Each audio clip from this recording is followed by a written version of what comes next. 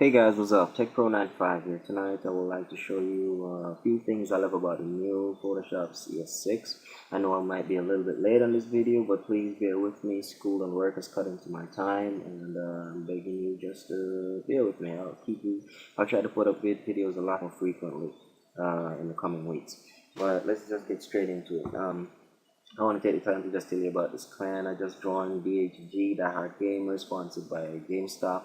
You can join us by going to dhghq.com. That's dhghq.com, lowercase. And you guys can sign up and you can put whoever recruited you, their name there. My gamer tag is R1CKDPro. Feel free to add me. That's if my friends list isn't full already, but I'll make space. Anyway, let's just jump straight into the video. So one thing I love about the new Photoshop CS6 is the moving tool. Now this tool is very, I don't know, it makes things so much easier. You can just make a rough cutout like this, which pretty much anybody can do. Then you can go down here to the content aware move tool, and then after you go into that, you can just click it and drag it to whichever location you want and just drop it. And let's give it a few seconds here. It might take a little bit longer because I'm recording, and yeah, that pretty much explains it. But it moves a lot quicker than this, trust me. Anyway, so it just literally just make a rough cutout and it takes and drop in, so you can barely even notice. And this you can easily check out with either patch tool or whichever tool you choose to use to just even this out. But it looks so smooth that it even catches the line back here, so it doesn't even look like it has really moved from this point. Only here it really stands out. Anyway, now the other thing I love about the Photoshop CS6 is a blur. Go to filter, and then you can go down to blur, and now you have three new features in there. You have field blur, iris blur, and tilt shift. Now, all right, let's start off with the iris blur. The iris blur is pretty much takes everything into a blurred state except for the main point, and you use here to adjust intensity of the blur. You can adjust it by here, from here.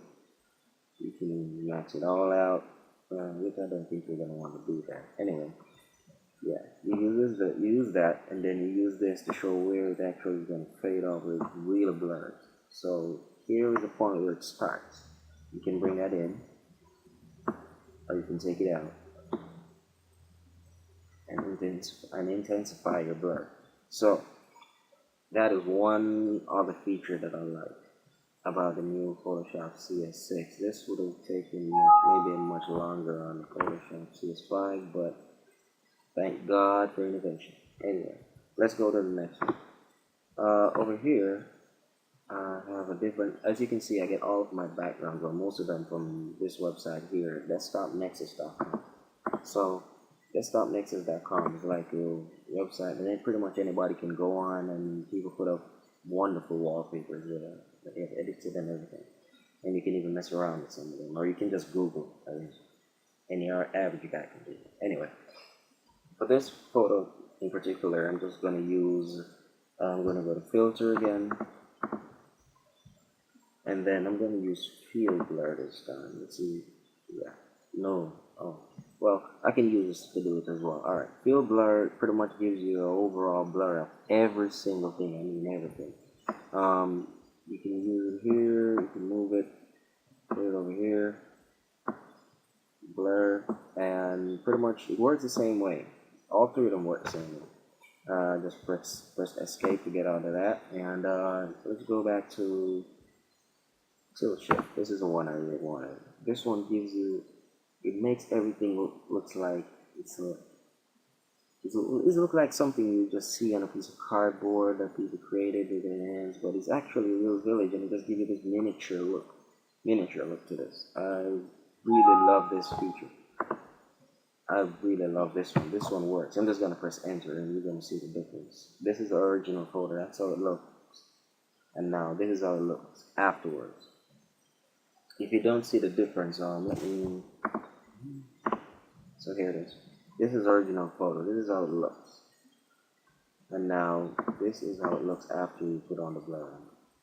Keep in mind, I could have moved the blur a little bit down further. I could have put another point over there or anything like that, but this is just to give you guys a little overview of how it works. So that is one other feature that I love. I will not go any further into that feature anymore. But another feature I love also is the new patch tool. What you can do is pretty much for here. I'm going to try it for here. Let's see if it works. You do this, you make a rough cutout, you drag it, and it replaces it with anything. You drag it to a point, and it takes the pixels from there and replaces it with the pixels here. And you can see that it's pretty much gone. For this, I can also use the clone stamp tool, and I can go like this and say out, click here, and then use it in buffer right on here, and pretty much get it out. Then I can go like this, like that. And keep in mind, when you're doing it, you can see this little point over there. That shows where you're taking it from. That little point over to the left, you see that little cross? That is where it's really taking it from. So if I go over here, you're going to see, like, if I should go in, or all the bad spots are gone. So it's evening out right now. It kind of looks, yeah, this kind of looks like it was actually taken this way when actually was not. You guys saw the original photo in the beginning. So this is another beautiful feature on Photoshop CS6 that I absolutely love.